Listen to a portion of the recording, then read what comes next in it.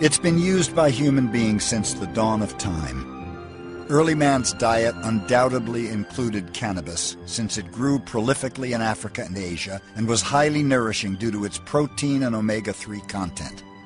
Marijuana may well have been the first cultivated plant. There's speculation that Stone Age man may have used the wild herb to speed up his language skills. The use of new tools, new materials, cave art, and musical instruments. What created this sudden improvement? Some scientists propose that marijuana could have opened the door to greater consciousness in Mesolithic man. New research suggests that the early humans who regularly consumed cannabis may have enhanced their brain functions and might have possibly triggered a great leap forward. But that's all conjecture. What we do know is that cannabis is still inspiring new discoveries and a deeper understanding of the nature of health and disease. This group of chemicals has significant anti-tumor properties. Now, cannabinoids kill cancer cells in many cases. They have antitumoral effects. There's nothing else that impacts on so many of our illnesses. We know that it kills cancer cells without hurting the non-transformed cells. In recent years, the hemp plant has been proven to be anti-inflammatory, antispasmodic, and antibacterial. It can treat depression, traumatic stress syndrome, chronic pain, glaucoma, migraines, multiple sclerosis, Tourette's, nausea, and a host of other ailments without the unwanted side effects of pharmaceutical drugs.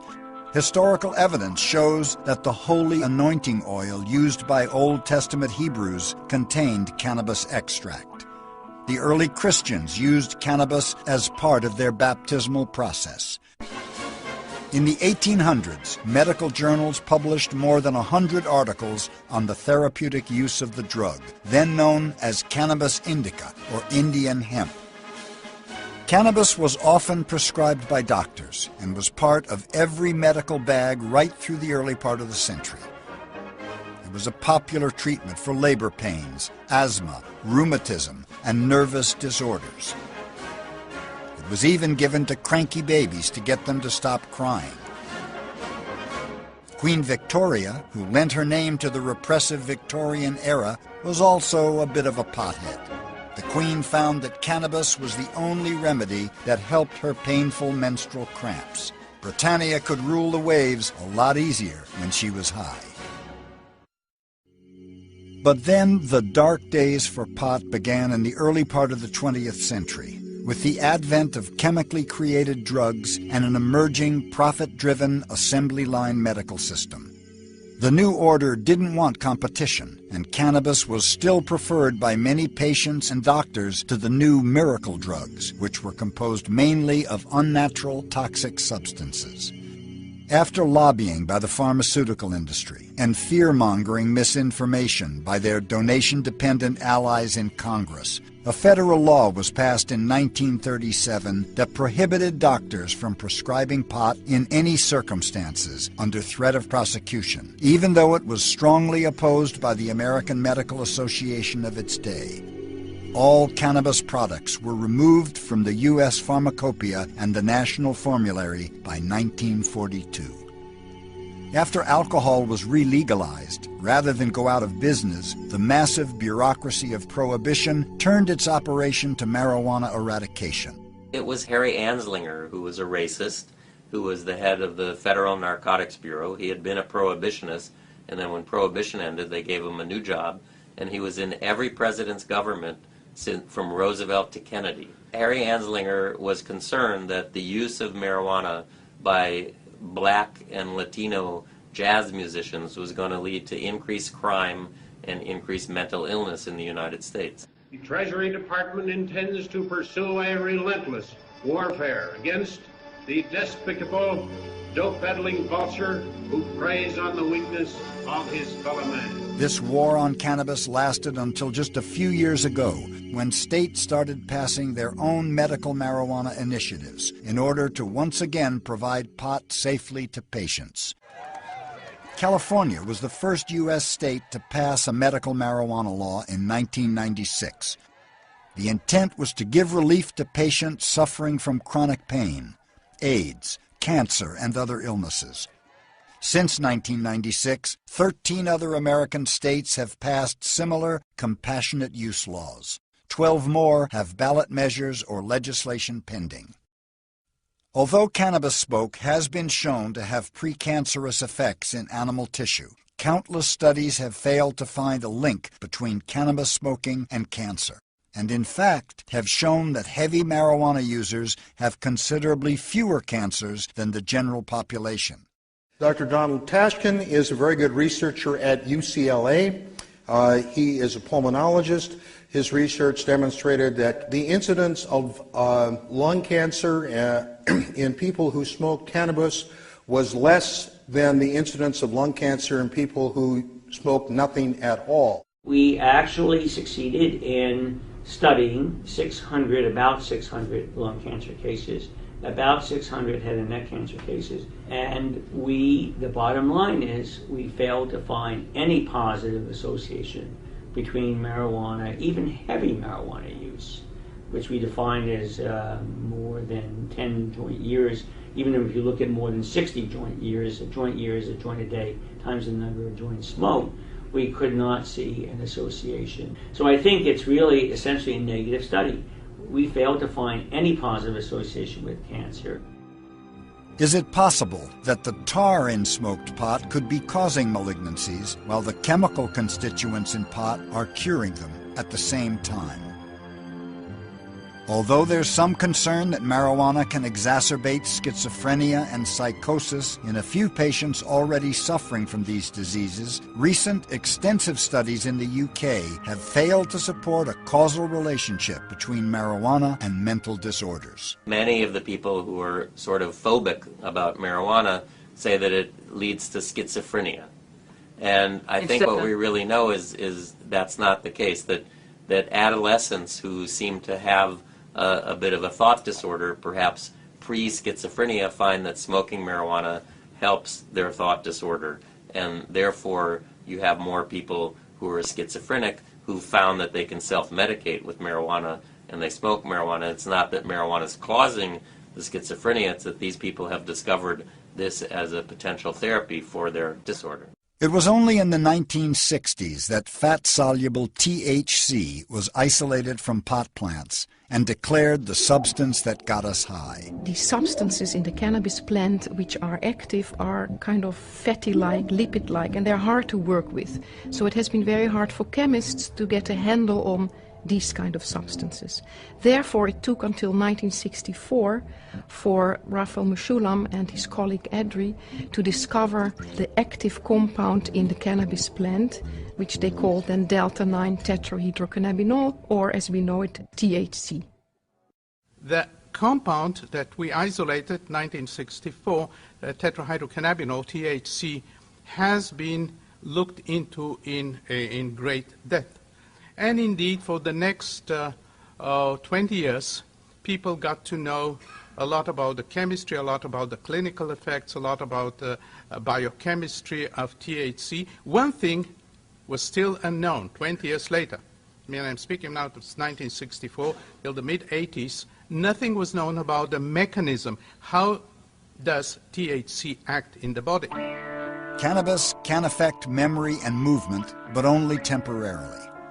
Though there have been reports of pot's negative effects on the heart and cardiovascular system, they are rare and not scientifically substantiated. Research has also shown that past claims of brain damage from cannabis fail to hold up under scientific scrutiny. All in all, cannabis is very low risk. The long history of the human use of cannabis also attests to its safety. Nearly 5,000 years without a single documented death. A few different types of edibles right now. You got the ice cream. Ice creams and gelatos. Let me make sure I have the ice cream. Medical marijuana dispensaries across America are now offering an impressive array of cannabis-enhanced foods, which makes it easier to over-medicate with marijuana edibles. But even so, they are never toxic or lethal, and the symptoms will disappear within a few hours. Are made with more of an indica hybrid, and those go by dosage. The green label or single strength, the red or triple. See, when I've eaten stuff before, it just kind of has made me tired. I wonder if it's These that. you wouldn't need that much of. It's, You wouldn't eat a whole no, one? no way. Have you tried those? I have. I had one little nibble, and that was plenty. Well, you can eat 4 cookies. You can eat 6 cookies. I mean, you're going to end up falling asleep.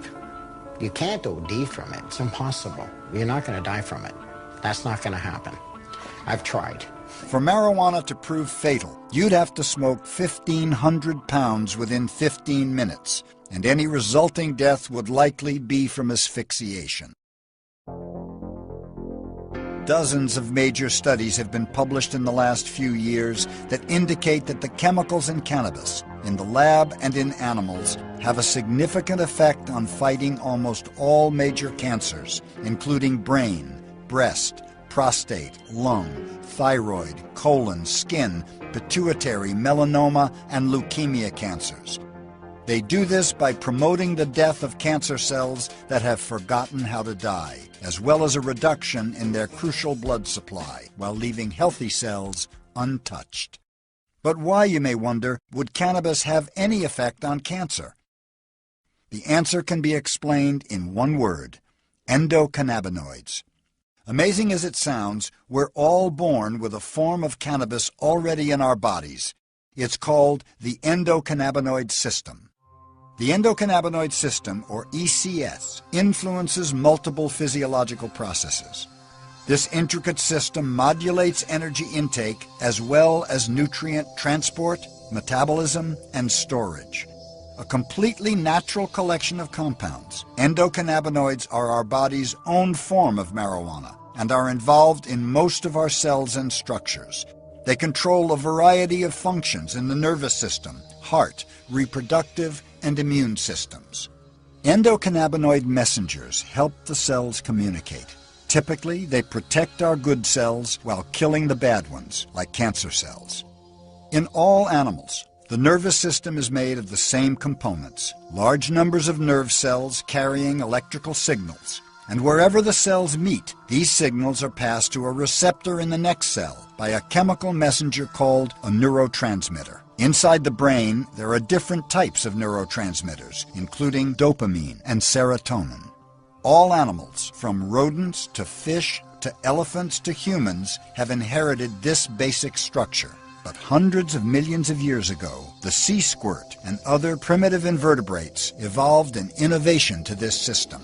What happened was the nervous system acquired a new chemical, if you like, that had a new flavor, a new type of chemical, and it's this chemical that is related in structure, has a similar shape to the chemical that's found in cannabis.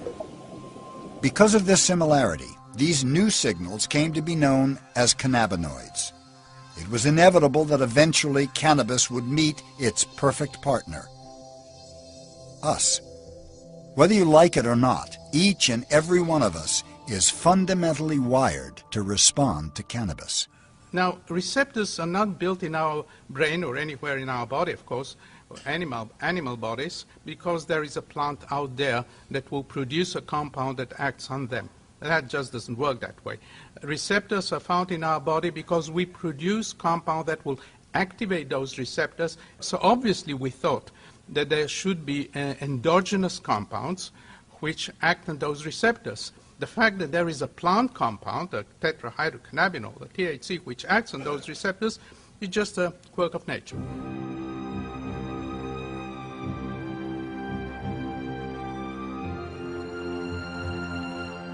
After scientists discovered THC, they found that it could bind to specific receptors in the brain and the area around it, and that this interaction created a cascade of biological processes leading to the well-known high.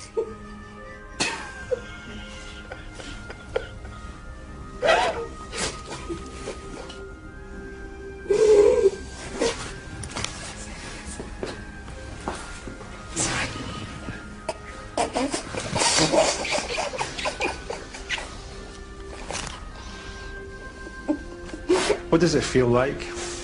It looks very enjoyable. My God, it's fun. It's amazing. Amazing. If you block the endocannabinoids artificially in mice, they tend to grow tumors, and they also get depressed.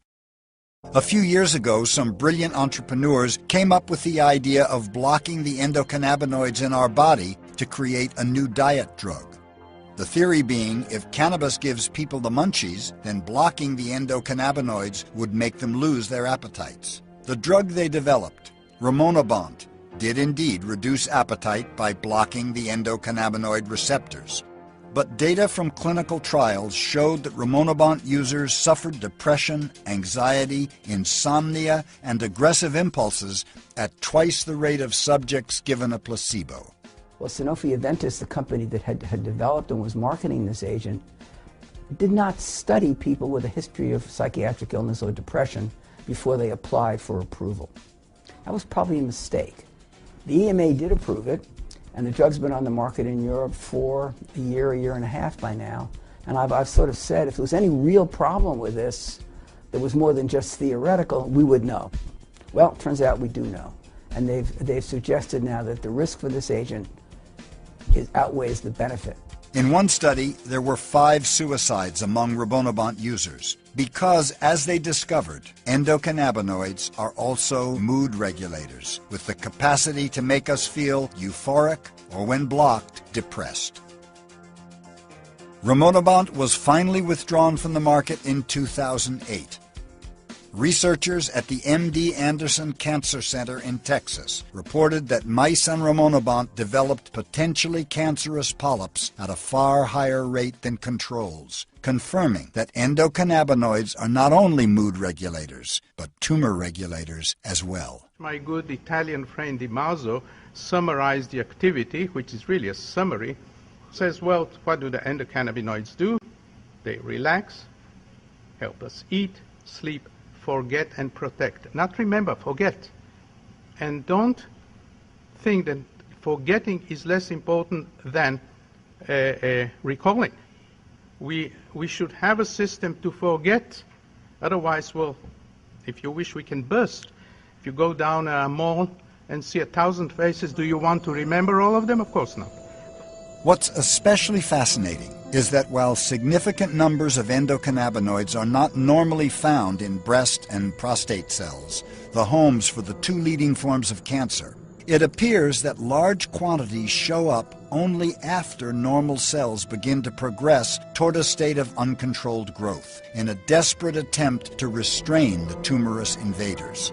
The endocannabinoids already in our bodies did an efficient job for hundreds of thousands of years, working as tumor regulators, free radical scavengers, and anti-inflammatory agents. But then, once we entered the industrial age with all its pollution and chemical doctoring of food, the endocannabinoids became overwhelmed and couldn't keep up with the task of keeping us healthy and protected from toxins. Better public health helped us live longer. But unfortunately, human beings became inundated with the free radicals our bodies produced naturally by simply being alive, along with an unprecedented avalanche of carcinogens and contaminants, including pharmaceutical drugs. The endocannabinoids needed help. Enter cannabis. When marijuana is consumed and broken down into a collection of cannabinoid molecules, the THC and its sisters seek out and bind with the endocannabinoid receptors already inside us. Together, they give the body more ammunition against all of the diseases of modern times. And let me show you what we have. So this is an image from our subject from today. The receptors are highlighted in what color? In bright red. Well, any color that you see, there are receptors. And red is the really dense areas. And you can see there's a lot of red and yellow. Green and blue are the really not dense areas where there are not many receptors in our brain. So they really are everywhere? Yes, yes. Yeah. In fact, they're the densest receptors, one of the densest receptors in the brain, the most populated throughout the entire brain. Right into the brain. Look how hot that is. Wow. Right in the brain. But there's also cannabinoid receptors in the liver. Also, look at the bone marrow, the vertebral column, the ribs. So how do you think what we're seeing here in this image, how does that relate to the experience of using cannabis? Well, look at the amount of cannabinoid receptors in the brain. A lot of them. A lot of the effects of cannabis use are in the brain. Euphoria, as an anxiolytic. It dissolves your anxiety, or it can even cause your anxiety. So cannabis abusers or cannabis users talk about having this high, the euphoria, that's probably from some of the deep structures of the brain. Scientists are now experimenting to see which parts of the pot plant, including its cannabinoids and other biological compounds, might be the most effective against a variety of diseases, including diabetes and cancer. Despite all the difficulties, there's a group of doctors in the U.S. and abroad who have been advancing the research on the medical use of cannabis with highly impressive and sometimes revolutionary discoveries. In a scholarly cancer review article published in 2009, there were over 421 chemical compounds identified in the cannabis plant. And within this group of natural substances, there are many chemicals that have significant anti-tumor properties at low enough doses to where they would be effective cancer treatments. That's an important part of this. It's one thing to be able to kill a cancer cell, but could you really survive such a treatment? A botanist from the University of Colorado Springs branch, Robert Melamede, who has written an article sort of comparing the carcinogenic effect of cannabis with tobacco and explaining why he thinks that cannabis has the anti-cancer effect for lung cancer. There's nothing else that impacts on so many of our illnesses. You see, when I talk about these age-related illnesses, we're all aging, but we don't all come down with cardiovascular disease. We don't all come down with autoimmune disease. We don't all come down with cognitive dysfunction. We don't all come down with cancer. But the chances are we're going to come down with one of them. All right? And here we have this one drug that's able to help us holistically with our biochemistry to restore balance. You know, cannabinoids kill cancer cells in many cases. People are not aware of that. They think cancer, cannabis, anti-nausea. It's way beyond that. There are also studies taking a look at other organ systems that have found that marijuana seeks out the cancerous cells and preferentially kills them over the healthy cells. There's a wealth of laboratory evidence that these anti-tumor properties kill cancer cells in a variety of ways. There are multiple mechanisms of action identified by which cannabis kills cancer cells. And they're divided into various categories.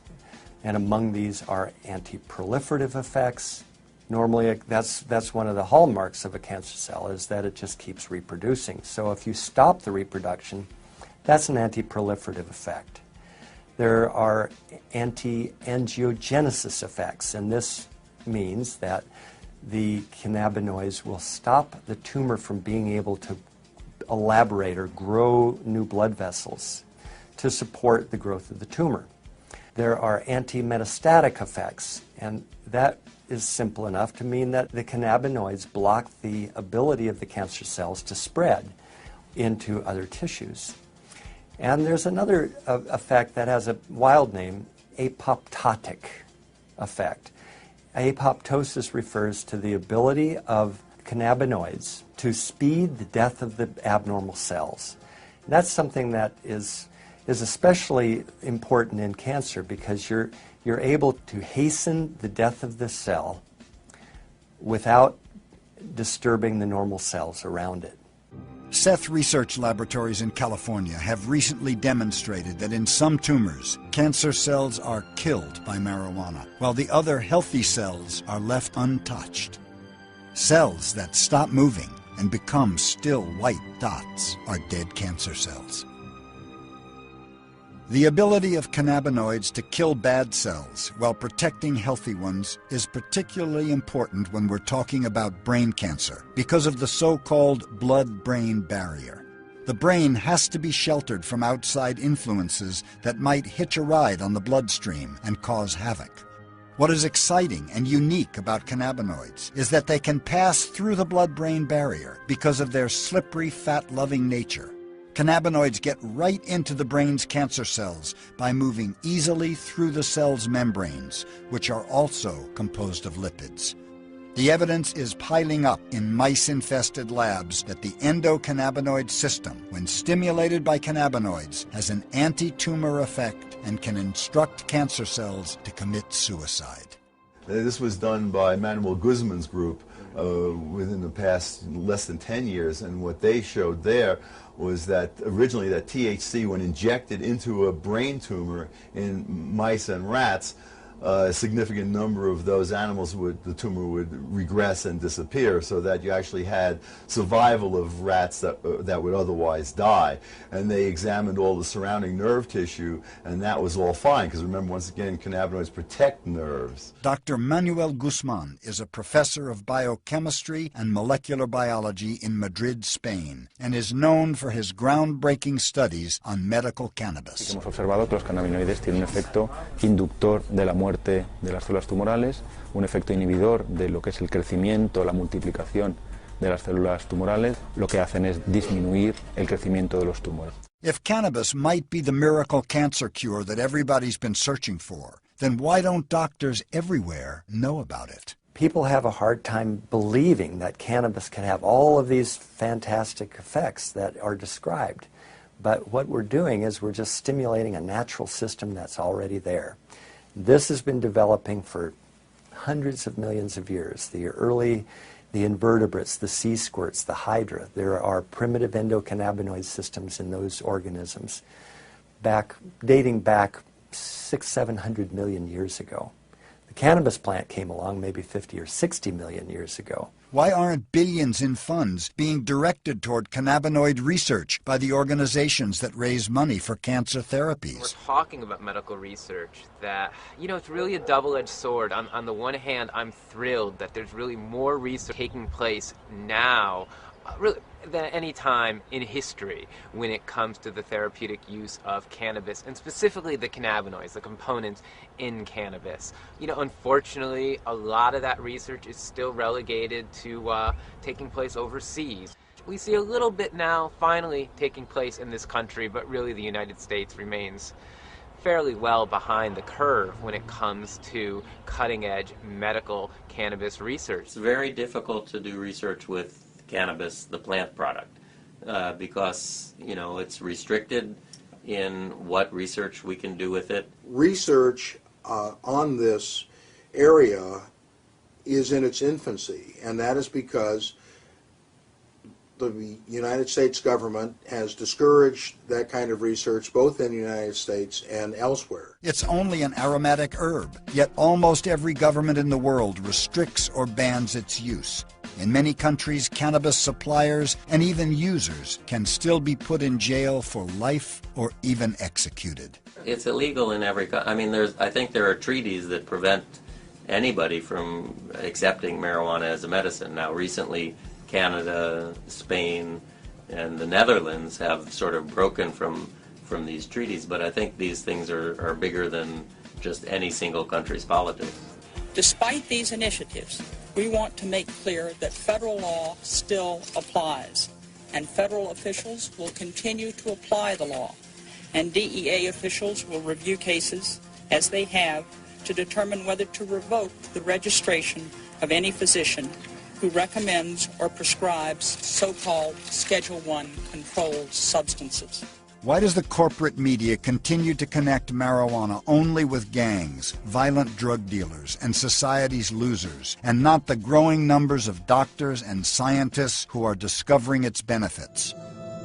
It is true that for those who use it regularly, pot can change your way of thinking, and it can make people question why they should continue to do things that aren't making them happy. I like smoking marijuana. It calms me down. I just feel totally at ease. Everybody knows me. Smoke a little marijuana, Tom, you'll be great.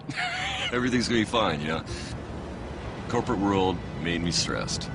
Extremely stressed. Totally stressed. I am so happy I'm out of the corporate world. It's amazing.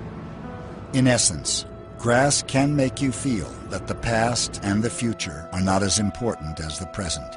It has the potential to alter the very nature of consciousness by opening up the mind to unpredictable possibilities. That doesn't sit well with those who insist on remaining in control. It's a very simple reality. Marijuana leads to doing worse things. That's just a fact. I don't care what anybody says, what the debate is. We've heard that for years, that it's a gateway drug. What do you say to that, Congressman Paul? Well, I think that's silly. Probably the most addicted drug in the country, in the world, is alcohol. So if you're a consistent person and you think the government should be regulating personal behavior, you have to be for prohibition of alcohol. And when you look back and throughout history and what happened to that was a total disaster. It created the Al Capones. If you look at the total disaster that's happened with medical marijuana, anybody in the United States can go to California and go find a doctor and buy the marijuana, and simply marijuana is not a medicine. Cannabis is a natural substance and therefore can't be patented. Anyone with a green thumb can grow it, and so its production could be in the hands of the people, not the corporations that run a $200 billion a year cancer business. It may not be a coincidence that pharmaceutical companies are silently preparing for what could easily become a total revolution in the curing habits of the world's population. GW Pharmaceuticals, a company that specializes in the study and commercialization of cannabinoids, has already established a full-cycle facility in an undisclosed location in the south of England, where they oversee the cultivation of the plant right to the finished medical product. Growing areas? This facility grows 30 to 60,000 plants every year. Once the marijuana is ready for processing, it undergoes the same exact treatment for extraction and refinement that is forbidden to regular citizens around the world.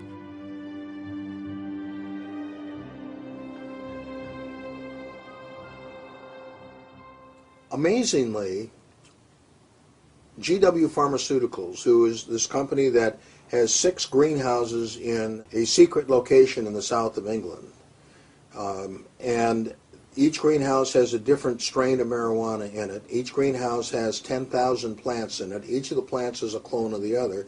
So they've standardized this stuff. Now, their product was approved for sale in Canada for treatment of multiple sclerosis, the muscle spasm, and the pain related to that. And this is a spray? This is an under-the-tongue spray. And the reason they went with the spray was they felt that they would have a hard time getting by the regulators if they had people smoke it. In the United States, things are moving fast as well. Breast cancer kills more than 41,000 American women every year. Researchers in the San Francisco lab are working to shrink that number, and they're doing it with an unusual weapon, marijuana, or at least a compound from it. And what we found is that this compound called cannabidiol was particularly effective at inhibiting aggressive breast cancers. I have a lot of faith in pharmaceutical companies and their ability to make money. And I think that if you take a look at what's going on now, first off, you've got an awful lot of basic science that's going on in regards to cannabis and cannabinoids. And some of this research is being paid for by pharmaceutical companies. We know that this compound extracted from cannabis is non-toxic in patients because it has already been used for different kind of disease. The benefits may not stop there. Scientists say the cannabis compound may fight other aggressive cancers, including prostate cancer. The next step, animal studies, then clinical trials. So it may be several years before patients may benefit from a cannabis cancer fighter. Cannabis contains 421 chemicals, more than 60 of which are cannabinoids. Cannabinoids are a unique class of compounds not found anywhere else in nature. A colorful plant with antioxidant activity, cannabis is subject to few predators and has even been utilized as an insect repellent. It's quite an amazing spectrum of compounds that are in that plant. And what's so unique and incredible about them is they are touching on this incredible system that pervades all of us and regulates everything from, I tell people, cradle to grave, because it's in mother's milk. Another stress to which pot plants are subject results from their daily exposure to the radiation produced by ultraviolet sunlight. This has created certain unique defenses in cannabis. Why would this plant have evolved THC, this psychoactive compound? What was the reason for the cannabis plant? I consider that accumulation of THC give a lot of privilege to cannabis. For example, this plant very resistant to ultraviolet. Extremely. So it's like a defense against ultraviolet light at this altitude? Yes. The same chemical that protects the plant may well have a preventative anti-cancer effect inside the human body, since THC and other cannabinoids are scavengers of disease-causing free radicals. What our cannabinoid system is evolved to do over many hundreds of millions of years has been to protect us from those kinds of imbalances, to restore the kind of health that we need. And because of our environment in particular, and because we are living longer, we need to be able to adapt very rapidly today. And we can't do that on an evolutionary scale. The way for us to do that as people, as intelligent people, is to make sure we're eating good diets, stay away from toxins, and eat these essential fatty acids, and when necessary, consume cannabinoids. Modern medicine, under the pharmaceutical-based paradigm, has been looking for targeted therapies. So instead of looking for a medicine that can treat nausea, vomiting, loss of appetite, depression, pain, anxiety, we look for something that can block, this enzyme inside the cell's membrane. And so that's, what we're taught is medicine. The other things are considered snake oil. Anything that can do that many things that effectively makes people a little bit leery. There are 4 cannabinoid compounds that are of the most interest to scientists doing medical research. Delta-9 tetrahydrocannabinol, or THC, is the principal psychoactive ingredient that creates euphoria in the smoker. THC exerts a wide spectrum of biological effects by mimicking the body's own natural endocannabinoids. If you look in the microscope there, you'll see sort of some glistening golf ball-like structures.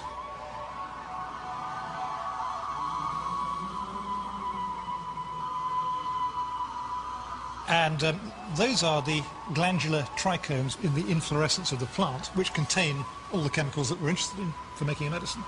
Probably one of the most fascinating cases is a gentleman with the glioblastoma multiforme brain tumor. Very deadly tumor. This tumor, from diagnosis, untreated, the average survival is just 3 months. Fully treated with radiation, surgery, and chemotherapy is about 12 months. So this gentleman is a middle-aged man who began using cannabis at the time of his diagnosis. He's been very consistent in using cannabis on a multiple-time daily basis now for 7 years without any signs of recurrence.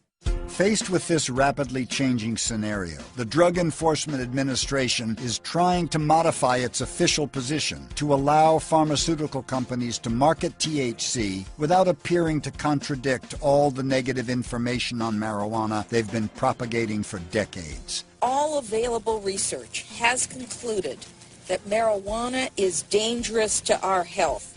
The DEA now recognizes the medical qualities of THC, while trying to shift the blame for the prohibition of marijuana to the possible damage caused by the smoke. How about the pill form that's legalized already? The pill form is legal for 2 or 3 things: nausea and vomiting of chemotherapy, AIDS wasting, and also for certain kinds of neuropathic pain. The holy grail for the pharmaceutical industry, and really for the federal government too, is to find the next billion-dollar pharmaceutical, the next billion-dollar drug. And the pharmaceutical industry now knows that these drugs are going to be cannabinoids. They know that the medicinal qualities are there to cure all kinds of medical problems. But I can tell you that the whole plant is uniquely effective. I've yet to find a person in my practice who prefers the prescription pure THC over the natural plant. That just is unheard of in the patients. Cannabidiol, also known as CBD, is a non-psychoactive component of cannabis that gives the sedative effect to the high experienced. Amongst its numerous functions, CBD has been shown to have anti-inflammatory and analgesic effects. It helps fight diabetes, bacterial infections, and malignant tumors. This compound is also a nerve protectant and has well-documented antipsychotic and anxiety-reducing effects. There's quite a lot of CBD in that particular one as well, cannabidiol, which is another cannabinoid, a non-psychoactive cannabinoid, which we think is actually a very important component of the medicine. We're fascinated by this stuff, which has tremendous potential as an anti-inflammatory, yes, but also, rather surprisingly, as an antipsychotic. So, hold on, you're telling me that CBD could be a treatment for psychosis? Isn't that ironic? With all the sort of tremendous publicity around the link with cannabis smoking and the potential of increasing the risk of psychosis, here we have a component of the plant which itself is antipsychotic. The cannabis plant has been bred for decades to maximize the amount of THC. That gives the plant the strongest psychoactive effect for the least amount of product. Now, in doing this, we've bred the other cannabinoids out of the plant, or down to minuscule amounts. And each of those cannabinoids that has been bred down to minuscule amounts has its own medicinal quality or medicinal properties. So we've lost a lot of those other properties. Myself and a group of doctors have been asking growers to bring back CBD into the plant, because cannabidiol, along with some of these other minor cannabinoids such as cannabigerol and cannabichromine, have shown to have a lot of anti-cancer properties. Tetrahydrocannabivarin, or THCV, has been found in significant amounts mostly in South African and some Thai strains of grass. High concentrations of THCV will make the high come on quicker, but last for less time. This chemical compound may eventually prove to be a useful treatment for type 2 diabetes. THCV has been shown to have a protective, preventative effect against malignant tumors. Cannabichromine, or CBC, is a low-level cannabinoid. Though little research has been done, scientists believe CBC may have an antidepressant effect, as well as the ability to reduce inflammation. CBC strongly inhibits tumor growth in leukemia and breast cancer. Faced with all these new discoveries, one is brought to question what stops marijuana from being legalized for medical use all across the country. And it's not only doctors calling for legalization. I was opposed to the medical marijuana initiative because it created a morphodite. You've got marijuana that's legal and you've got marijuana that's illegal. And therefore you've got a built-in problem is how do you determine who's legal and who isn't? And of course, with it being illegal, it's a built-in government price support. So as long as it's illegal, there's going to be money in it. If it was decriminalized, everybody could grow it in their backyard. Nobody'd go by ripping them off at gunpoint or any other thing because it wouldn't be worth anything. We wouldn't have to worry about people that were illegally transporting marijuana. We would know. You would have a license from the state. We'd be in contact with you coming down Highway 101, for example, with a trunk load of marijuana. If we were to stop you for a minor traffic violation and detect the odor of marijuana, you could simply produce credentials indicating that you have a right to do this, that you're sanctioned by the state to make this happen, or licensed by the state. I think it would be very, very beneficial to law enforcement. After becoming a permanent fixture of the urban panorama in California, Oregon is beginning to open the first public venues for medical marijuana smokers. We're at the Cannabis Cafe today. This is a place where cardholders can come and medicate out of public view. I have patients that are on stage 5 of cancer. We have people that were using AIDS medicines, the cocktails that are so, they just destroy your organs and everything else. And people were expecting them to die. Their families were just ready for them to go away. But then they started using medical marijuana and their appetites came back. They left some of those pharmaceuticals that were so harsh. Many times I've gotten calls from people who were at OHSU or at the Veterans Administration Hospital here in Portland, and they couldn't medicate out of public view. They had gone through procedures for 4 to 6 hours, and because of that, they needed a place to use their medicine. They had to go to an alley. They had to go to the back seat of their car. That was unsafe, and so we created this place for them, for us, a niche where we could use our medicine out of public view and enjoy each other. We're social creatures. There's nothing wrong with that. But at the federal level, they're still clinging to a more archaic view. Is there a better way, and some people have suggested looking into a system of legalization that might be effective in stemming the tide of drugs from Mexico and then the border wars and the immigration problems from Mexico? Have you considered this as a possibility? I think anybody who looks at this problem considers it, and ultimately when you look at it, rejects it. Let me ask you about the way... Too many people, I'm sorry, but there are too many individuals, both parents and others, who have lost their lives to drugs to give a ready answer that it should be legalized. Name me a couple of parents who've lost their lives to marijuana. Can't. Exactly, you can't, because that hadn't happened, and there hadn't been a wave, because that's been a constant thing in America since Harry Anslinger, because African Americans used it and saw it as something that was crippling and gave it to the Latin Americans and put an ethnic tone to it. When have we, is there some time we're going to see that we ought to prioritize meth, crack, cocaine, and heroin and deal with the drugs that the American culture is really being affected by and lives are being lost? That's not to say that we can't use cannabis as medicine, but as a plant, its quality, its purity, its strength, its consistency, it's difficult to regulate. And because of that, it's not ever likely to be reinstated into the pharmacopoeia. I think the greatest hurdle is that we need to get Congress to remove cannabis from the Controlled Substances Act. It's just absurd that cannabis is still there. It has enormous medicinal value. It's not addictive. It doesn't have a significant withdrawal syndrome, and it certainly is not really a menace to society. The anti-cancer qualities of marijuana appear to have been known to the U.S. government for over 30 years. In a 1974-75 Medical College of Virginia study led by Dr. Albert Munson, they discovered that THC slowed the growth of 3 kinds of cancer: lung, breast, and virus-induced leukemia.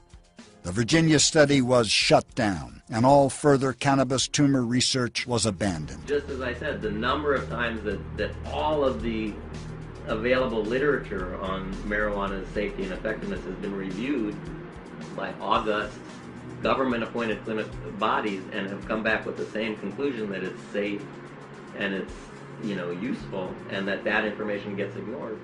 The problem remains, though, that nobody in Congress wants to be labeled soft on drugs.